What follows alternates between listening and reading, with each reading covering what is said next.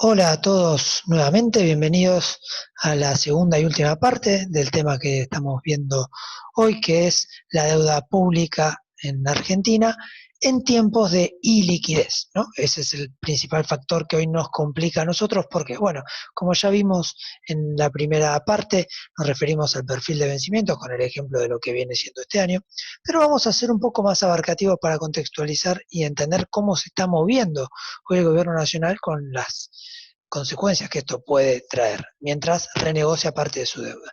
Recordamos que hace una semana, cuando hablábamos también sobre deuda, decíamos que hay que saber diferenciar el sector público como acreedor del sector privado y los organismos internacionales. Aquí nosotros estamos observando, en el gráfico de la derecha, cómo se distribuyen los distintos vencimientos, ¿sí? Que son bastante importantes, sobre todo en los primeros 4 años, de 2020 a 2023, pero parte de ella es, y no menor, está obviamente emitido a sectores de manera intrapública, podríamos decir, por lo cual es de más fácil renovación, roleo de la deuda, como veníamos explicando hoy a la mañana.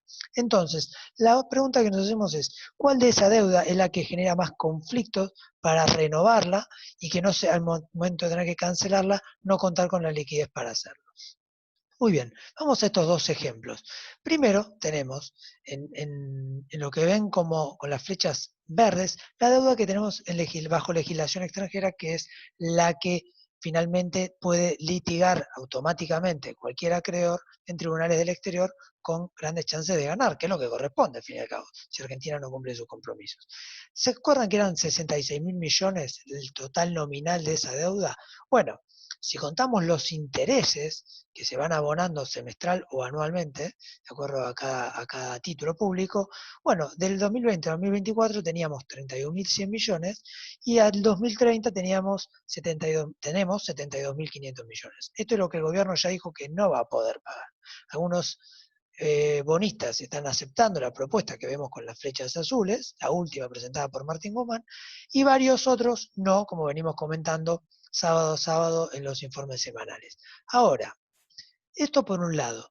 Por el otro, tenemos la deuda con el FMI, que es lo otro más complicado de abonar. Como verán en las barras de 2022 y 2023, están los grandes vencimientos con los organismos multilaterales, como el Fondo Monetario Internacional, y hay 19.000 millones en 2022 y 19.000 millones en 2023 que vencen. Esto ya se venía hablando desde antes del cambio de gobierno y sobre todo con la asunción de Alberto Fernández, se va a negociar con el Fondo Monetario de una manera u otra poder postergar estos vencimientos que se usaron. ¿Para qué se usó este dinero que llegó en su momento? Para pagar deuda principalmente y algo del déficit corriente durante los años 2018 y 2019. Así de sencillo, los cálculos dan claro. Se usó para pagar deuda anterior y una parte del déficit corriente. Ahora, si esto se lograra corregir y llegar a un nuevo acuerdo con el Fondo Monetario, tan difícil de abonar son los 72.500 millones en 10 años, en 11 en realidad, o los 31.000 en 5, divididos en 5 años, que es lo más difícil de rolear. Si hubiera confianza, no. ¿Por qué Martín Guzmán ofrece solamente pagar 4.000 millones hasta el 2024 y 42.000 entre el 2020 y el 2030? Porque considera que en esos primeros años Argentina no va a tener acceso al mercado externo para rolear la deuda que hoy es original y que debe Argentina comprometerse a pagar. Por lo tanto, lo que tenemos que entender es que antes de ver de qué manera uno baja, más allá de que muchos acreedores lo han aceptado y probablemente nos darían ese changüí para no ir a litigar y cobrar el 100%, sino aceptar cobrar menos, bueno, estamos diciendo, si Argentina puede pagar 4.000 millones de dólares, solamente piensa hacerlo sin rolear la deuda. Y ningún país sin acceso al crédito va a poder cancelar un monto apenas mayor de esos 4.000 millones en 4 o 5 años, ¿sí? Y mucho menos lo que se debía originalmente.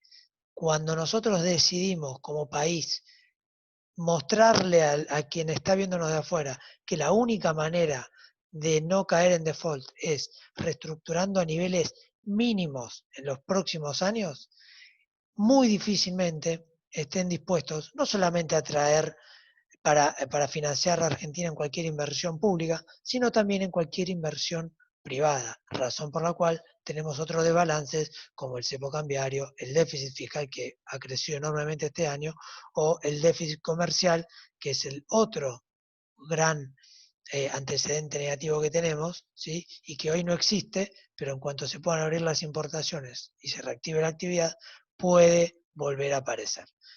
Conclusión, no hay manera de progreso si, al margen de cuánta deuda se tiene, no existe liquidez en el mercado de capitales.